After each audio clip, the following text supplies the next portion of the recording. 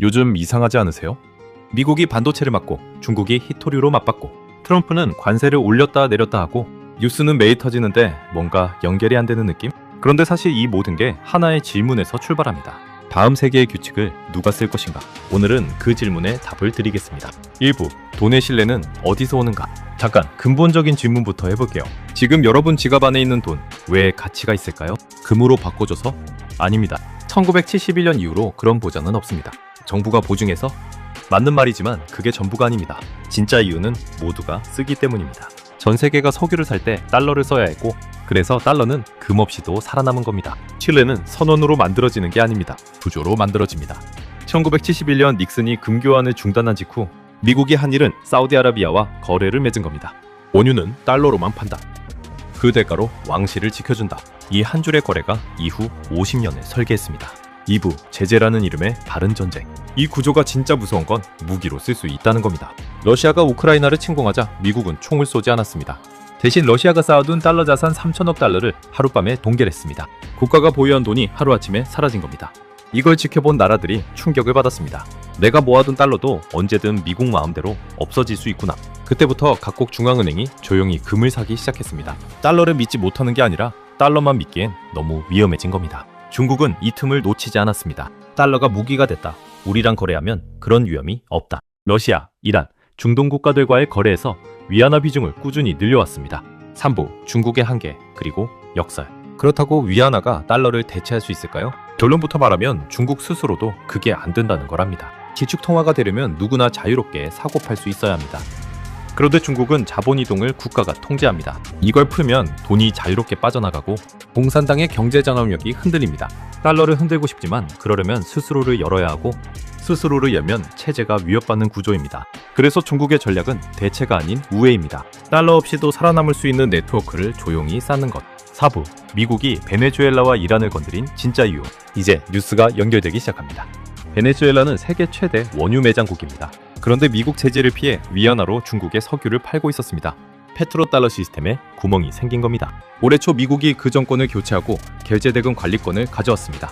구멍을 막은 겁니다.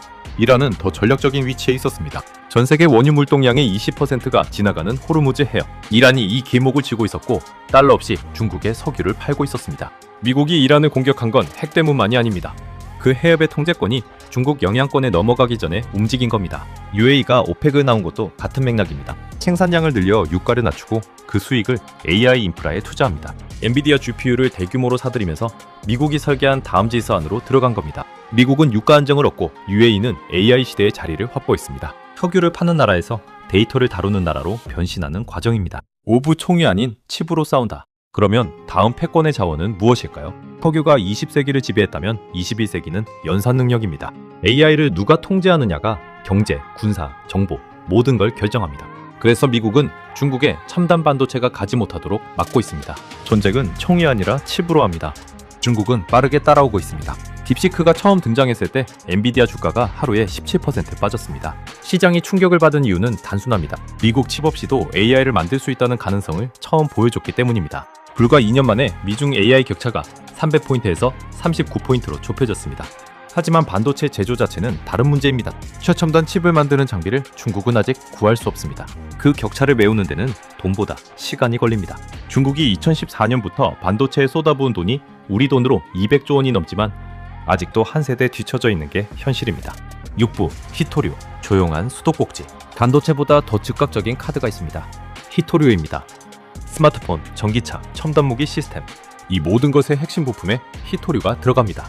중국이 전 세계 채굴의 60%, 정제의 90%를 장악하고 있습니다. 중국의 전략은 완전히 끊는 게 아닙니다. 수도꼭지를 조금씩 조이는 겁니다. 완전히 끊으면 전 세계가 대체 공급망에 전력 투구할 테니까요. 적당히 불안하게 만들어서 언제든 꺼낼 수 있는 협상 카드로 유지합니다.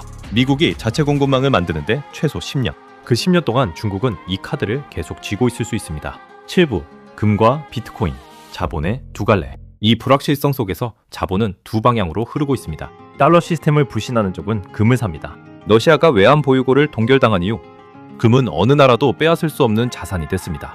전 세계 중앙은행 10곳 중 7곳이 올해 금 보유량을 늘리겠다고 했습니다. 반대로 미국은 비트코인을 제도권으로 끌어들이고 있습니다. 비트코인이 달러와 경쟁하는 것처럼 보이지만 실제로는 달러로 가격이 매겨지고 미국 국채 수요까지 만들어냅니다. 중국이 비트코인을 금지한 사이 미국이 이 생태계를 선점하면 또 하나의 디지털 달러 질서가 만들어지는 겁니다. 금은 기존 질서에서 탈출하려는 자본의 움직임, 비트코인은 달러 질서를 디지털로 연장하려는 시도. 방향은 달라 보이지만 패권 전쟁이 계속되는 한 두 자산 모두 수요 구조는 이어집니다. 클로징, 한국의 위치. 마지막으로 우리 이야기를 해야겠습니다. 한국은 안보는 미국, 경제는 중국의 기대였습니다. 그런데 지금 미국은 선택을 강요하고 있고 중국은 압박으로 운수합니다. 사드 배치 때 겪었던 그 경험을 우리는 이미 알고 있습니다. 그런데 역설적으로 이 위치가 기회이기도 합니다. AI의 필수적인 고대역폭 메모리는 SK 하이닉스 없이 완성되지 않습니다. 북극 항로에 필요한 LNG 운반선은 한국 조선사 없이는 만들 수 없습니다. 판을 짜는 자리는 아니지만 판에서 빠질 수 없는 자리. 그게 지금 한국이 만들어가야 할 위치입니다. 패권 전쟁은 누가 이기느냐의 문제가 아닙니다. 누가 덜 의존적인 구조를 먼저 만드느냐의 싸움입니다. 그리고 그 싸움은 지금 이 순간에도 진행 중입니다.